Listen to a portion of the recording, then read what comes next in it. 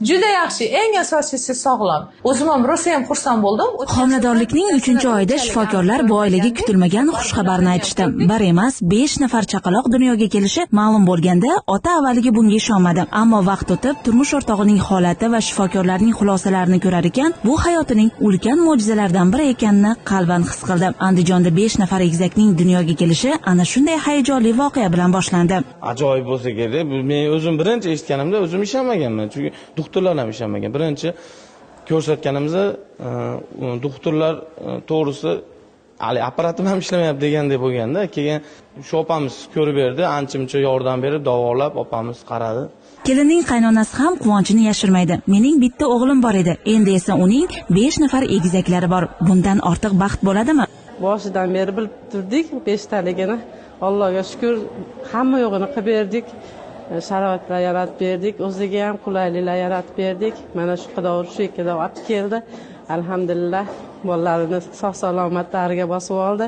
Bu xonadondagi quvonch nafaqat oila a'zolari, balki ushbu mo'jizaga guvoh bo'lgan shifokorlarning ham chehrasiga tabassum ulashdi. Egizaklarning 3 nafari qiz, 2 nafari esa o'g'il. Chaqaloqlar Andijon shahar 2-son tug'ruq majmuasida kesilchi kesish amaliyoti orqali dunyoga keltirildi.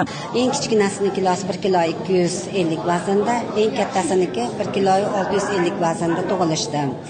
Chaqaloqlarimizning holatlari muddatiga yetmay tug'ilganligi sababli ular og'ir holatda hisoblanadi, lekin bu bolalarga biz o'z vaqtida yordam ko'rsatib, sipap apparatlariga qo'ydik, kerakli muolajalarni jo'natganimizdan so'ng chaqaloqlarimizning holatlari ancha stabillashdi. Mutaxassislarning ma'lum qilishicha, ona va 5 nafar chaqaloqqa ixtisoslashtirilgan tibbiy yordam ko'rsatish maqsadida ular hozirda Respublika ixtisoslashtirilgan ona va bola salomatligi ilmiy amaliy tibbiyot markazining Andijon viloyat filialiga o'tkazilgan. Ayni paytda ularning barchasi malakali shifokorlar nazorati ostida.